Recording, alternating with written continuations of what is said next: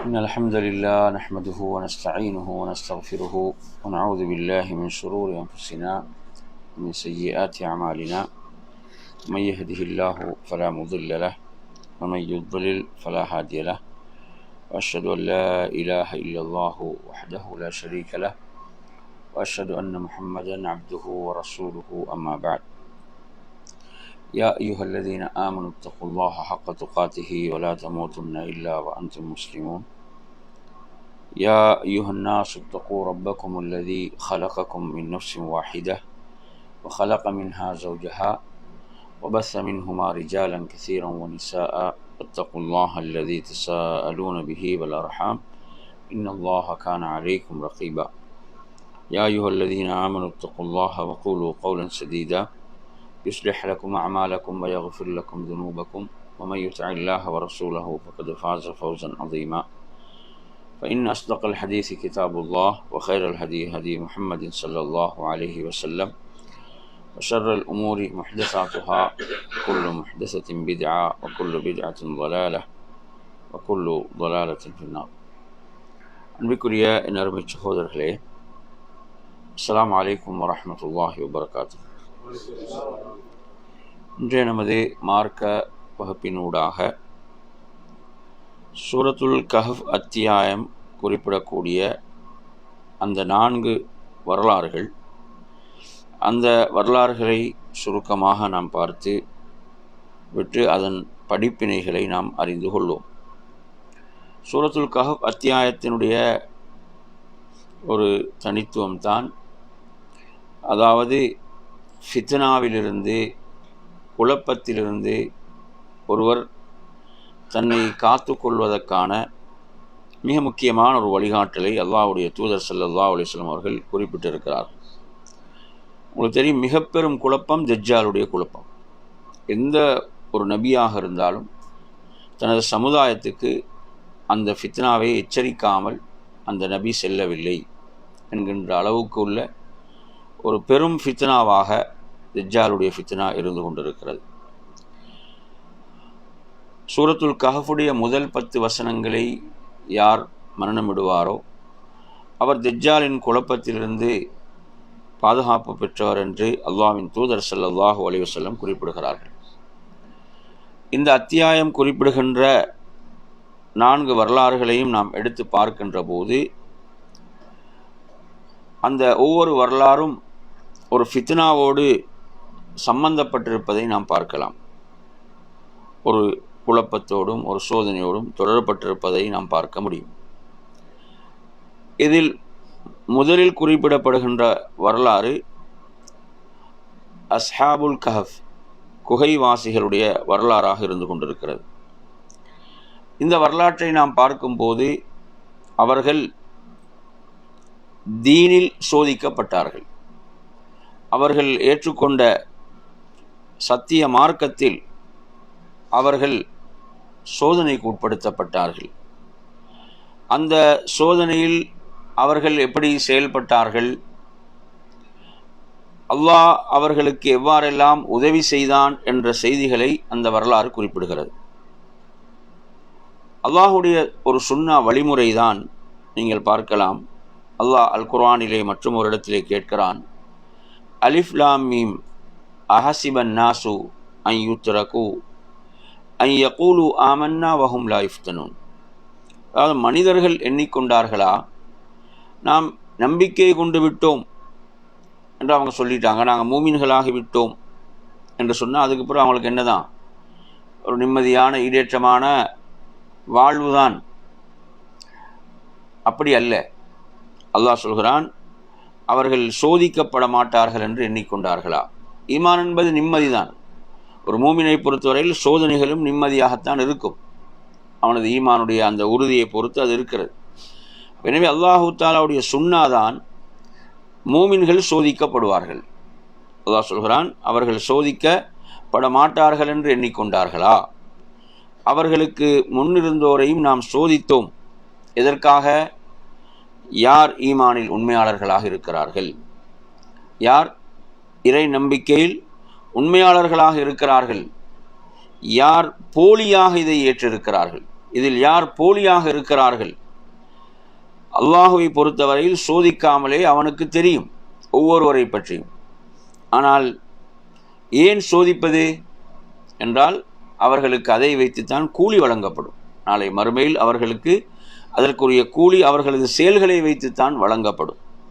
எனவே அருமையான சகோதரர்களே, இந்த அத்தியாயத்தில் அல்லாஹு தஆலா இந்த குகைவாசிகளை பற்றி சொல்கின்ற போது, குகைவாசிகள் அதே போன்று ஏற்றுக்குரியவர்கள், அதாவது எமது அத்தாட்சிகளில் இதை நீங்கள் ஆச்சரியமானதாக நபியை நீங்கள் எண்ணிக்கொண்டீர்களா, எண்ணிவிட்டீர்களா என்று அல்லாஹு தஆலா கேட்கிறான். நறுமை சகோதரர்களே, அல்லாஹுடைய அத்தாட்சிகள் எவ்வளவு இருக்கின்றன. அப்போ அந்த அத்தாட்சிகளில் இது ஒரு சாதாரணமான ஒரு அற்பமான ஒன்றுதான் என்பதை புரிந்து கொள்ள வேண்டும். நறுமை சகோதரர்களே, அவர்கள் ஒரு சுகபோகமான வாழ்வை விட்டுவிட்டு, அதுவும் இளைஞர்களாக இருக்கிறார்கள். அல்லாஹ் அவர்களுடைய அந்த இளமை காலத்தை குறிப்பிட்டு அல்லாஹ் இங்கே குறிப்பிடுகிறான். அந்த இளமை காலம் என்பது ஒவ்வொருவரும் வாழ்வை அனுபவிப்பதற்கு எண்ணக்கூடிய காலமாக இருக்கிறது. வாழ்வை எப்படியெல்லாம் அனுபவிக்க வேண்டும், என்ஜாய் பண்ண வேண்டும் என்று விரும்பக்கூடிய காலம்தான் இளமை பருவம், வாலிப காலம் என்பது. அந்த வாலிப காலத்தில், இளமை பருவத்தில் அவர்கள் அந்த இன்பங்களை எல்லாம் அவர்கள் அர்ப்பணித்துவிட்டு, அந்த இன்பங்களை எல்லாம் அவர்கள் தியாகம் செய்து, படைத்த ரப்புடைய மார்க்கத்தை ஏற்றுக்கொண்டோம் என்ற அந்த ஒரே காரணத்துக்காக அவர்கள் அனைத்தையும் துறந்து அவர்கள் செல்வதை பார்க்கின்றோம். என் அருமை சகோதரர்களே, அல்லாஹ்விடத்திலே அவர்கள் செய்த பிரார்த்தனை மிக முக்கியமானது. படைத்த ரப்பிடம் அவர்கள் செய்த துஆ மிக முக்கியமானதாக இருக்கிறது. ரப்பனா ஆத்தினா மின் லதுன்க ரஹ்மா வ ஹய்ய லனா மின் அம்ரினா ரஷதா. அவர்கள் படைத்த ரப்பிடம் என்ன பிரார்த்திக்கிறார்கள் என்று சொன்னால், உன் புறத்திலிருந்து ரஹ்மத்தை எமக்குத்தா, உன் புறத்திலிருந்து உனது கருணையை எமக்குத்தா என்று ரஹ்மத்தை பிரார்த்திக்கிறார்கள். எமது காரியங்களை நமக்கு எளிதாக்கி தருவாயாக, எமது காரியங்களில் நமக்கு நல்வழியை காட்டுவாயாக என்று அவர்கள் பிரார்த்திக்கிறார்கள்.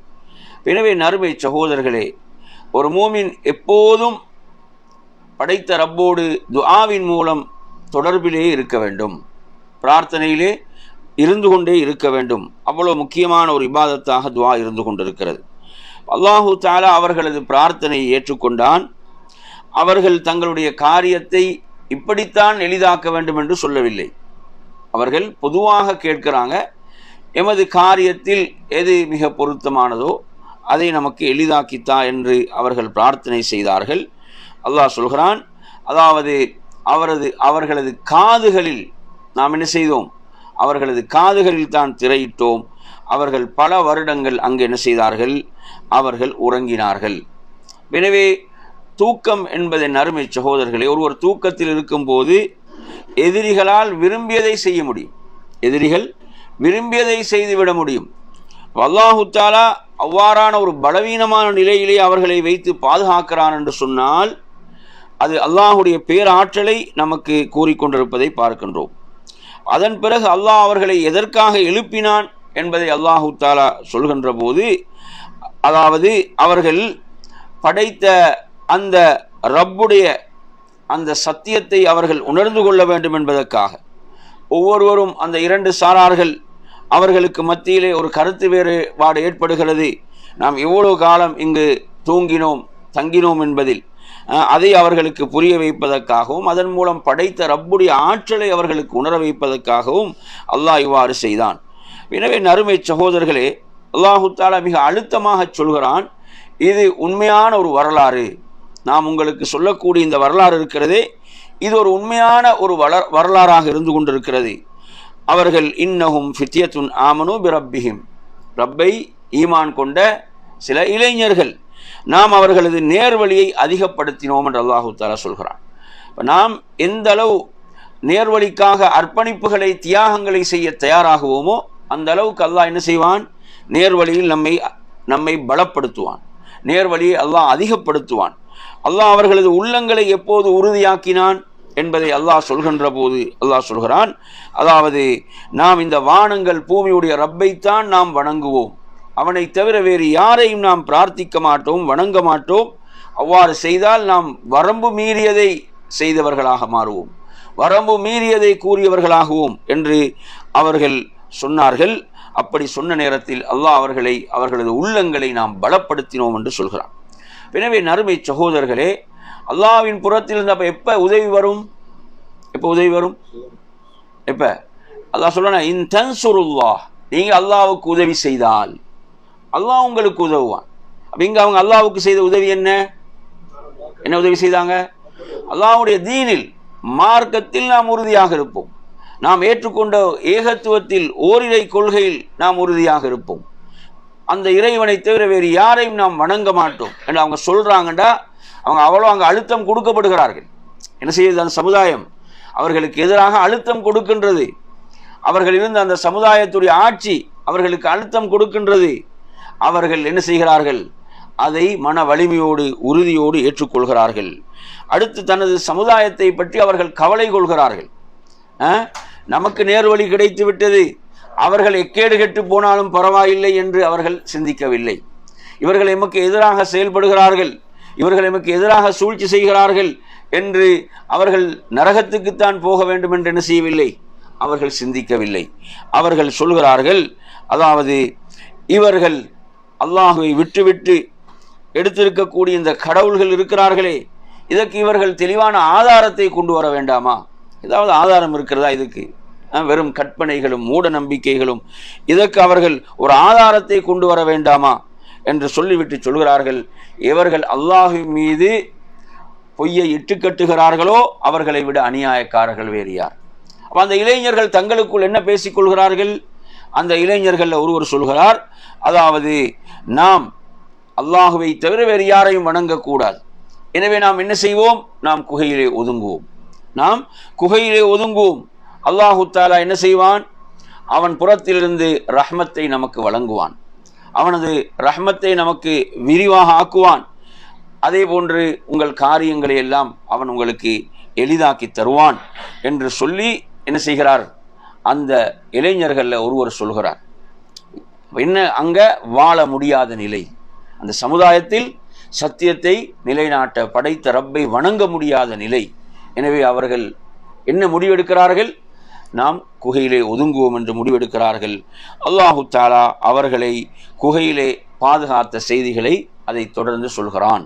அவர்களை யாரும் நெருங்க முடியாத அளவுக்கு, அவர்கள் தூக்கத்திலே இருந்தாலும் அவருடைய கண்கள் என்னது, அதாவது திறந்தே இருந்தன, யாரும் அவர்களை நெருங்க முடியாத அளவுக்கு அவர்களை பார்த்தாலே ஒரு அச்சம், பயம், விரண்டு ஓடுகின்ற ஒரு நிலையை அல்லாஹ் உருவாக்கி அவர்களை என்ன செய்கிறான்? அல்லாஹ் பாதுகாக்கின்றான். எனவே நறுமை சகோதரர்களே, இதிலிருந்து நாம் என்ன விளங்குகிறோம் என்று சொன்னால், அதாவது அல்லாஹுடைய தீனுக்காக, மார்க்கத்துக்காக நாம் அர்ப்பணிப்பு செய்கின்ற போது அதிலும் தௌஹீத், ஏகத்துவத்தை நிலைநாட்டுவதற்கு, அதான் முக்கியமானது. ஏகத்துவத்தை ஒருத்தன் நிலைநாட்டாமல் வேறு எதை நிலைநாட்டும் என்னல்ல, எந்த பயனும் கிடையாது. தௌஹீத ஏகத்துவத்தை நிலைநாட்டுவதற்காக அந்த இளைஞர்கள் முற்படுகிறார்கள். அல்லாஹுடைய உதவி அவர்களுக்கு நேரடியாக வருகிறது, அல்லாஹுடைய உதவியை நேரடியாக என்ன செய்கிறார்கள்? அவர்கள் காணுகிறார்கள். அல்லாஹு தாலா அவர்களை என்ன செய்கிறான்? வலப்புறமாக இடப்புறமாக அல்லாஹ் அவர்களை என்ன செய்கிறான்? புரட்டுகிறான், அவர்களை அவ்வாறு தூங்க வைக்கிறான். அதே போன்று சூரியன் என்ன செய்கிறது? அலைஹிஸ்ஸலாம் அந்த குகையை சுற்றி அந்த சூரியனுடைய ஒளி வீழ்ந்து கொண்டிருக்கிறது. இப்படியான ஏற்பாடுகளை எல்லாம் அல்லாஹ் செய்கிறான். அதன் பிறகு அவர்கள் தூக்கத்திலிருந்து விழிக்கின்றார்கள். அவர்கள் தங்களுக்கு மத்தியிலே பேசிக்கொள்கிறார்கள், நாம் எவ்வளவு நாள் இந்த குகையிலே நாம் கழித்திருப்போம்? சில நாட்கள். என்ன சொல்கிறாங்க? சில நாட்கள் நாம் கழித்திருப்போம். இப்போ தான் ஒருத்தர் என்ன செய்கிறாரு? காசை கொடுத்து அனுப்புகிறார், நீங்கள் போய் என்ன செய்ய, நமக்கு தூய்மையான உணவை கொண்டு வாங்க, ஹலாலான உணவை கொண்டு வாருங்கள், ஹலாலான பரிசுத்தமான உணவை கொண்டு வாருங்கள். அதே போன்று உங்களை யாரும் அறிந்து கொள்ளக்கூடாது, அறியா வண்ணம் நீங்கள் போய் என்ன செய்யுங்க, உணவை வாங்கி கொண்டு வாருங்கள். அப்படி உங்களை கண்டுகொண்டால் என்ன செய்வார்கள்? அவர்கள் உங்களுக்கு கல்லெறிவார்கள். என்ன செய்வாங்க? கல்லெறிந்தே என்ன செய்வார்கள்? கொன்று விடுவார்கள். அது மாத்திரமல்ல, அவர்களுடைய தீனின் பக்கம் உங்களை என்ன செய்வார்கள்? திருப்பி விடுவார்கள். இது நமக்கு எதை சொல்லுது? எவ்வளோ ஒரு நெருக்கடியான சூழல் அவங்க என்ன செய்திருக்கிறாங்க, குகைக்கு போயிருக்கிறாங்கன்றது தெரியுது. புரியுது அவன் சொல்றது? இப்போ மார்க்கத்தை நிலைநாட்ட முடியாத காரணத்தால் குகையின் பால் ஒதுங்குகிறார்கள். எனவே நறுமையான சகோதரர்களை, அவ்வாறு ஒரு நிலை ஏற்பட்டு விட்டால் நீங்கள் ஒரு காலம் வெற்றி பெற முடியாது. ஷிர்கின் பக்கம் சென்று விட்டால் ஒரு காலமும் நீங்கள் வெற்றி பெற முடியாது. அல்லாஹு தஆலா இவ்வாறு அவர்களை எதற்காக எழுப்பினான்? எதற்கு? அவர்கள் அல்லாஹுடைய வாக்குறுதி உண்மையானது என்பதை அறிந்து கொள்ள வேண்டும். என்ன? மறுமை என்பது சந்தேகத்துக்கிடமின்றி அது நிகழ்ந்தே தீரும். மறுமை என்பது சந்தேகத்துக்கிடமின்றி அது நிகழ்ந்தே தீரும். நறுமையான சகோதரர்களே, எனவே அந்த சமுதாயத்தை பார்த்தீங்களா, அந்த சமுதாயம் உண்மையில் இவர்கள் கொண்ட அந்த கொள்கையில முன்மாதிரியை பெறாமல் அவர்களுக்கு நாம் என்ன செய்வோம், ஒரு கட்டிடத்தை எழுப்புவோம் என்ற ஒரு முடிவுக்குத்தான் அவர்கள் வருகிறார்கள். என் அருமை சகோதரர்களே, அவர்களுடைய எண்ணிக்கையை பொறுத்தவரையில பலவிதமான கருத்துக்கள் அல்லாஹ் சொல்கிறான். அதிலே சொல்கிறார்கள் அவர்கள் 3, 4ஆவதாக நாய், அடுத்து சொல்கிறார்கள் 5 பேர், அதில் 6ஆவதாக நாய் என்று சொல்கிறார்கள். இதெல்லாம் அவர்கள் என்ன மறைவான விஷயத்தில் என்ன செய்கிறார்கள், தங்களுடைய அந்த அதாவது தலையை அதிலே ஓட்டுகிறார்கள். அதே போன்று சொல்கிறார்கள் 7 பேர், அதில் 8ஆவது நாய். நீங்கள் சொல்லுங்கள் நபி, அந்த இல்ம், அவங்களுடைய எண்ணிக்கையை பற்றிய இல்ம் யாரிடம் இருக்கிறது? படைத்த ரப்பிடம் தான் இருக்கிறது. அதை அவர்களுடைய உண்மையான எண்ணிக்கையை சொற்பமானவர்களை தவிர வேறு யாரும் அறிய மாட்டார்கள், நேரடியாக அந்த சமுதாயத்திலே இருந்தவர்கள். எனவே நீங்கள் இந்த விடயத்தில் நீங்கள் என்ன செய்யாதீங்க, தர்க்கித்து கொள்ளாதீர்கள். அடுத்து ரசூலுல்லாஹ்களுக்கு அல்லாஹ் என்ன சொல்கிறான் என்றால், நீங்கள் இந்த விடயத்தில் யாரிடமும் விளக்கம் கேட்டு செல்லாதீர்கள். யாரிடமும் விளக்கம் கேட்டு செல்லாதீர்கள். இது ஒரு முக்கியமான ஒரு அறிவுரை. மார்க்க விஷயங்களை பொறுத்தவரையில், மார்க்க விஷயத்தில் நாங்கள் ஒரு தெளிவை யாரிடம் பெறுவது, எது தொடர்பான விஷயங்களை நாங்கள் தெளிவு பெறுவது என்ற விடயங்கள் இருக்கணும். அப்படியா இல்லையா? இப்போ மறைவான விஷயங்கள் என்று சொல்கின்ற போது மறைவான விஷயங்களை அறிந்தவன் அல்லாஹ். அடுத்து அல்லாஹு தஆலா தனது தூதருக்கு என்ன சொல்கிறான் என்றால், நீங்கள் உறுதியாக நான் நாளை இதை செய்வேன் என்று சொல்லாதீர்கள், இன்ஷா அல்லாஹ் என்பதை சேர்த்து சொல்ல வேண்டும் என்பதை அல்லாஹு தஆலா சொல்கிறான். அடுத்து என்ன முக்கியமான விஷயம், நீங்கள் ஒன்றை மறந்துவிட்டால் உங்களுடைய ரப்பை நினைவு கூறுங்கள். நீங்கள் மறந்துவிட்டால் உங்களுடைய ரப்பை நீங்கள் என்ன செய்யுங்க, நினைவு கூறுங்கள் என்றும் அல்லாஹு தஆலா சொல்கிறான். எனவே நறுமையான சகோதரர்களே, அப்போ இந்த வரலாற்றை பொறுத்தவரையில் இந்த வரலாறு தீனில் ஒரு மிக பெரும் சோதனையை அந்த இளைஞர்கள் சந்திக்கிறார்கள். அந்த இளைஞர்கள் அல்லாஹுடைய தீனை நிலைநாட்டுவதற்காக ஒரு மிக பெரும் தியாகத்தை செய்கிறார்கள். அவர்கள் கூட, அதாவது கியாமத் நாள் வரை ஓதப்படும் குர்ஆனில் நமது வரலாறு வரும் என்று அவங்களுக்கு தெரியுமா? அவர்கள் தெரிந்து வைத்திருந்தார்களா? இல்லை. இப்படிதானே நீங்கள் பார்த்தீங்கன்னா, கின்னஸ் புத்தகத்தில் தனது பேர் வர வேண்டும் என்று என்னென்னலாம் செய்யலாம், அப்படியா இல்லையா? அந்த அழிந்து போகக்கூடிய துனியாவில் அதில் எனது பேர் வர வேண்டும் என்பதற்கு வித்தியாசமானதெல்லாம் செஞ்சு கொண்டிருக்கிறான். பாருங்கள், இந்த இளைஞர்கள் சுப்ஹானல்லாஹ், அவங்க கூட நினச்சிருப்பாங்களா இறுதி வேதத்தில் குர்ஆனில் கியாமத் நாள் வரை ஓதப்படுகின்ற வேதத்தில் நமது வரலாறு சொல்லப்படும் நினைச்சிருப்பாங்களா?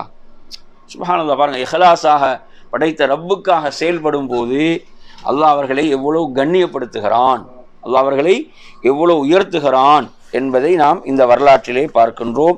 எனவே அருமை சகோதரர்களே, நாம் ஏகத்துவத்தில் எந்த அளவு உறுதியாக இருக்கிறோமோ அந்த அளவுக்கு நாம் இறை உதவியை பெறுவோம்.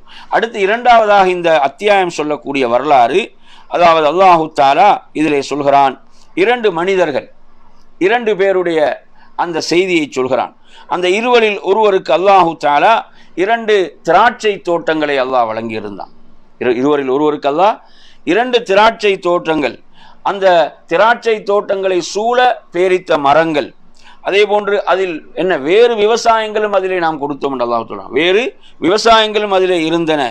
அதே போன்று அந்த 2 தோட்டங்களும் எந்த குறைவின்றி அது என்ன செய்து அந்த அறுவடையும் அதனுடைய பழத்தையும் கொடுத்து கொண்டே இருந்தது, அதனுடைய பலன்களையும் கொடுத்து கொண்டே இருந்தது. அது மாத்திரமல்லாமல் அதில் நாம் என்ன செய்தோம், அதாவது ஒரு நீர் அருவியையும் நாம் அதிலே ஓடச் செய்தோம், பீரிட்டு ஓடச் செய்தோம் என்றும் அல்லாஹு தஆலா சொல்கிறான். அதில் இன்னும் பல கனி வர்க்கங்கள். இப்படியாக அருள் செய்யப்பட்ட அல்லாஹுடைய நிஅமத்துகளை பெற்ற ஒரு மனிதன் அப்போ என்ன செய்கிறான், அவன் தனது நண்பரோடு அவன் பேசிக்கொண்டே செல்கிறான்.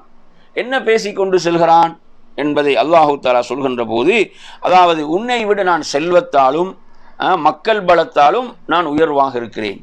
என்னிடம் செல்வம் இருக்கிறது, என்னிடம் மக்கள் பலம் இருக்கிறது என்று என்ன செய்கிறான்? அவன் ஆணவத்தோடு பேசிக்கொண்டு செல்கிறான். அல்லாஹ் குர்ஆன் எப்படி சொல்றான்? அவன் தனது தோட்டத்துக்குள், அந்த தோட்டங்களுக்குள் அவன் நுழைகின்ற போதே எப்படித்தான் நுழைகிறான்? தனக்கே கேடு விளைவித்துக் கொண்டவனாகத்தான். இப்படி கர்வத்தோடும் ஆணவத்தோடும் நுழைகிறான். அவன் எந்த அளவுக்கு அவனது ஆணவம் முற்றி இருக்கிறது என்றால், இவைகளெல்லாம் ஒருபோதும் இது அழியாது, இவைகளெல்லாம் ஒருபோதும் இவைகள் அழிந்துவிடக்கூடியது அல்ல, அப்படி நான் கருதவில்லை என்று சொல்கிறான். அது மட்டுமா, மறுமை என்றே ஒன்று கிடையாது என்கிறான். என்ன சொல்றான்? மறுமை என்றொன்றே நிகழாது என்று சொல்கிறான். அப்படி நிகழ்ந்து விட்டாலும் அந்த மறுமையிலும் எனக்கு என்ன சிறப்புகள் தான் அங்கே இருக்கும், எனக்கு சிறப்புகள் தான் கிடைக்கும் என்று சொல்கிறான். பாருங்க, செல்வம் எப்படியெல்லாம் ஒருத்தனை பேச வைக்குதுன்னு பாருங்க. இப்போ ஏழ்மை வறுமையில் இருக்கும் போது தெளிவாக இருக்கிறான், அப்படித்தானே?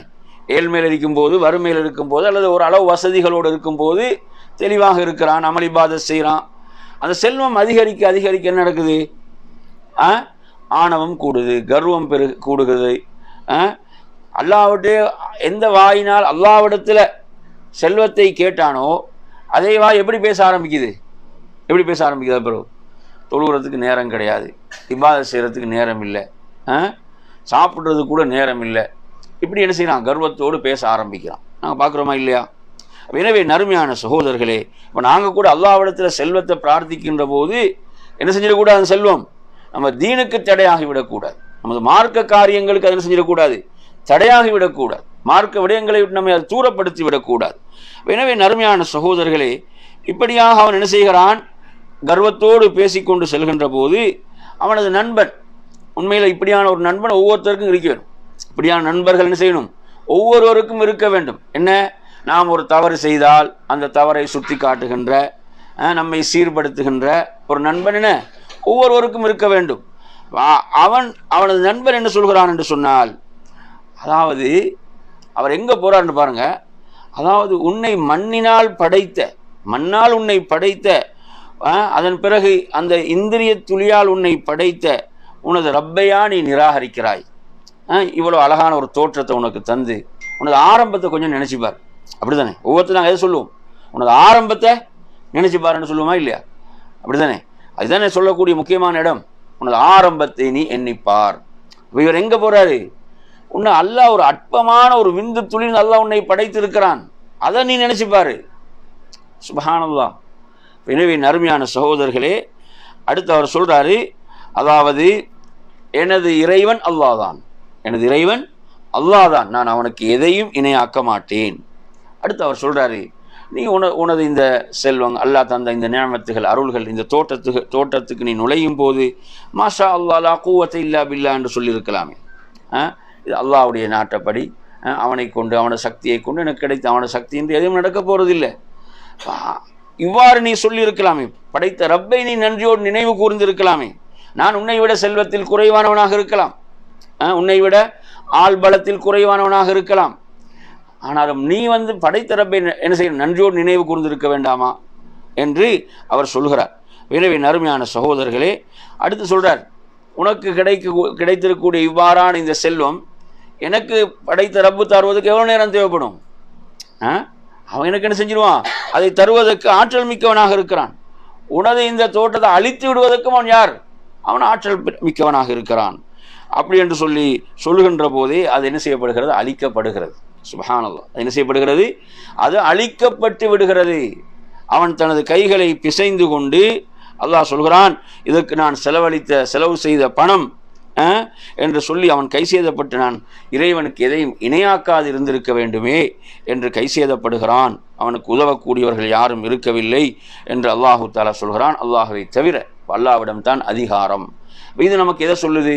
இது நம்ம வாழ்க்கையில் ஒவ்வொருவருக்கும் ஒரு படிப்பினை. என்ன? எங்களோட வாழ்க்கையில் வசதி வாய்ப்புகள் வருகின்ற போது நமது நிலை என்ன? வசதி வாய்ப்பு குறைவாக இருக்கும் போது நாம் எப்படி இருந்தோம்? வசதி வாய்ப்பு கொஞ்சம் கூடும் போது எப்படி மாறுகிறோம்? அமல் இபாதத்தில் குறைவு வருதா இல்லையா? குறைவுகள் ஏற்படுதா இல்லையா? அல்லாஹ்வுக்கு நன்றி செலுத்தக்கூடிய விஷயங்களில் குறைவு ஏற்படுகிறதா இல்லையா? பார்க்குறோமா இல்லையா? எனவே நறுமையான சகோதரர்களே, எவ்வளோ அற்புதமான ஒரு வரலாறு இந்த இதில் சொல்லப்படுகிறது. அடுத்து நீங்கள் இதில் படிச்சீங்கன்னு சொன்னால் மூன்றாவதாக சொல்லப்படுகின்ற வரலாறு அருமை சகோதரர். இந்த ரெண்டாவது வரலாறு எதில் சோதனைங்க? இதில் செல்வத்தில் சோதிக்கப்படுகிறான். சொல்றாங்க ஒரு ஹதீஸை சொல்லும்போது ஃபித்னத்து உம்மதி அல் மால் என்றான், எனது சமுதாயத்துடைய சோதனை என்ன? செல்வம் என்றுகிறார்கள். அப்படிதானே இப்போ நாங்கள் வாழ்கிற உலகத்தில் உலகம் எவ்வளோ திறக்கப்பட்டிருக்கிறது, பண்ணி செல்வம் எவ்வளோ பெரிய ஒரு சோதனையாக மாறி இருக்கிறது. கொஞ்சம் நினச்சி பாருங்கள். இப்போ நாங்கள் ஒரு ஊரில் ஒரு கிராமத்தில் வாழ்கிறோம், எந்த வசதி வாய்ப்பும் இல்லைன்னு சொன்னால் அங்கே ஒரு பிரச்சனையும் கிடையாது. அங்கே உள்ள வசதிக்கு ஏற்ப தான் வாழ போகிறோம், அப்படியா இல்லையா? அங்கே என்ன வசதி இருக்குதோ அதில் வாழுவோம். வசதிகள் எங்கு அதிகரிக்குதோ அந்த இடத்துல வாழும்போது என்ன பிரச்சனை? அது மாதிரி எமக்கும் வேண்டும், அந்த மாதிரி நாமும் அடைய வேண்டும், அந்த வசதி வாய்ப்பு எமக்கும் கிடைக்க வேண்டும். சோதனையா இல்லையா? சோதனை. இந்த சோதனை என்ன செய்யும்? படைத்த ரப்பை இபாதத் செய்வதை விட்டு தூரமாக்கும், அமல் இபாதத்தை குறைக்கும். சோதனை, ஃபித்னா. எனவே நறுமையான சகோதரர்களே, இப்போ நாம் அல்லாஹ்விடத்தில் செல்வத்தை கேட்கின்ற போது என்ன, இந்த செல்வம் என்னை உனது தீனை விட்டு என்னை என்ன செஞ்சிடக்கூடாது, தூரப்படுத்தி விடக்கூடாது. அதே போன்றுதான் என் அருமை சகோதரர்களே, இல்மில் ஏற்பட்ட சோதனை அடுத்ததாக வருகிறது. மூன்றாவது வரலாற்று எடுத்தீங்கன்னா இல்ம் என்பதும் என்னதான்? சோதனை தான். அல்லாஹ் இல்மை நமக்கு தந்து இந்த இல்மில் நாம் எப்படி செயல்படுகிறோம், நமக்கு கிடைத்த மார்க்க கல்வியில் நாம் எப்படி செயல்படுகிறோம். அந்த மூசா ஹதர் அலைஹிஸ்ஸலாத்துடைய வரலாற்றை அல்லாஹு தஆலா மூன்றாவதாக இதிலே சொல்கிறான். மூசா அலைஹிஸ்ஸலாம் மக்களுக்கு அற்புதமாக அந்த போதனைகளை உபதேசங்களை செய்கிறார். ஒருவர் வந்து கேட்கிறார், யார் மிக பெரும் அறிவாளி என்று சொல்லும்போது அவர் தன்னை சொல்கிறார். அவர் மிகச்சிறந்த நபி, உலுல் அஸ்மில் ஒருவராக இருக்கிறார். அவர் தன்னை சொல்லும்போது அல்லாஹ் மூசா அலைஹிஸ்ஸலாத்தை சோதிக்க நாடுகிறான். இந்த இடத்துல ஒருத்தர் இருக்கிறாரு, நீங்கள் அவர்கிட்ட போய் என்ன செய்ய, கற்றுக்கொள்ளுங்கள் என்று அல்லாஹ் சொல்கிறான். எனவே மூசா அலைஹிஸ்ஸலாம் அவர்கள் என்ன செய்கிறாங்க, மார்க்கத்தை கற்றுக்கொள்ள வேண்டும் என்ற அந்த ஆர்வத்தில் அவர் பயணத்தை ஆரம்பிக்கிறார் என்பதை இந்த சூரத்துல் கஹஃப்ல நீங்கள் பார்த்தீங்கன்னு சொன்னால் மூன்றாவதாக வரக்கூடிய வரலாறாக இருந்து கொண்டிருக்கிறது. எந்த அளவுக்கு என்று சொன்னால் அவங்க சொல்கிறாங்க, அவரை நான் சந்திக்கின்ற வரை அதற்கு பல வருடங்கள் கடந்தால் நான் அவரை போய் சந்திப்பேன். எதற்காக? கற்றுக்கொள்வதற்காக, மார்க்கத்தை கற்றுக்கொள்வதற்காக, தெரிந்து கொள்வதற்காக என்பதை நாங்கள் அதில் பார்க்குறோம். இதை நான் இந்த சொல்லக்கூடிய வரலாறு நீங்கள் சூரத்துல் கஹஃப் எடுத்து படிங்க, இந்த அத்தியாயத்தை எடுத்து படிங்க. அப்போ எனவே அவங்க என்ன செய்கிறாங்க, தனது ஒரு இளைஞரோட உதவியாளனோட மூசா அலைஹிஸ்ஸலாம் பயணத்தை ஆரம்பிக்கிறாரு. பயணித்து ஆரம்பித்து அல்லாஹ் அந்த அடியாரிடம் செல்லுமாறு அல்லாஹ் கூறுகிறான், கட்டளையிடுகிறான். எனவே மூசா அலைஹிஸ்ஸலாம் அவர்கள் அந்த ஹிதர் அலைஹிஸ்ஸலாத்தை என்ன சந்தித்த சந்தர்ப்பத்தில் அவங்க கேட்ட கேள்வி என்ன தெரியுமா? அதாவது அல்லாஹ் உங்களுக்கு கற்றுத்தந்த நல்லவைகளை உங்களிடமிருந்து கற்றுக்கொள்வதற்கு நான் உங்களை பின்தொடரவா, உங்களோடு வரவா என்று தான் கேட்குறான். பாருங்கள், எவ்வளோ பெரிய ஒரு நபி. சுப்ஹானல்லாஹ். மூசா அலைஹிஸ்ஸலாம் அவர்கள் பாருங்கள், மார்க்கத்தை கற்றுக்கொள்வதற்காக எப்படி பயணிக்கிறாங்க. இன்றைக்கு நீங்கள் பார்த்தீங்கன்னா ஓரளவு ஒருத்தருக்கு மார்க்க அறிவு வந்து விட்டால் என்ன நினைக்கிறாங்க, இதுக்கப்புறம் நாங்கள் பயான் கேட்க வேண்டிய அவசியம் கிடையாது, இப்போ நமக்கு எல்லாம் தெரியும், நமக்கு மார்க்க விஷயம் எல்லாம் தெரியும், பயானுக்கு போனால் எல்லாம் தெரிஞ்சதான் திரும்ப திரும்ப சொல்லி கொண்டிருக்கிறாங்க. இந்த மாதிரிலாம் சைத்தான் என்ன செய்கிறான், எண்ணத்தை போட்டு அதுக்கப்புறம் மார்க்கத்தை கற்கவே தேவையில்லைன்ற ஒரு மனோநிலையை சைத்தான் உருவாக்குறான். அதுக்கப்புறம் அப்படியே என்னது இறங்குறது தான், அப்படி என்ன செய்யும், குறைஞ்சு கொண்டு தான் போகும் அதுக்கப்புறம். அப்போ எனவே பாருங்கள், ஒரு நபி சுப்ஹானல்லாஹ் பயணித்து போய் மார்க்கத்தை கற்றுக்கொள்வதற்காக அவ்வளோ ஆர்வத்தோடு போய் கேட்கிறார் என்று சொன்னால் எவ்வளோ பெரிய ஒரு முன்மாதிரி இதில் இருக்கிறது.